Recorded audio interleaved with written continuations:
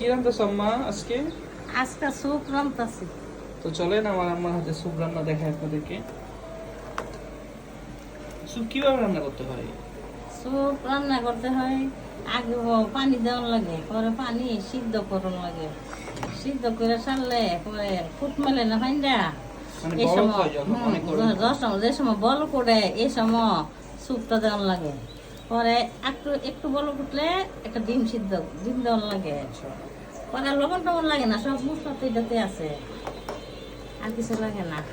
তো দেখে তো অনেক ইয়ামি ইয়ামি লাগতেছে, অনেক মজা হবে মনে হচ্ছে। অনেক স্বাদ লাগে স্যুপ। জিন জিন কয়টা দিচ্ছেন? ডিম 2টা দিছি একটা দুইটা স্যুপের দিন মধ্যে। না?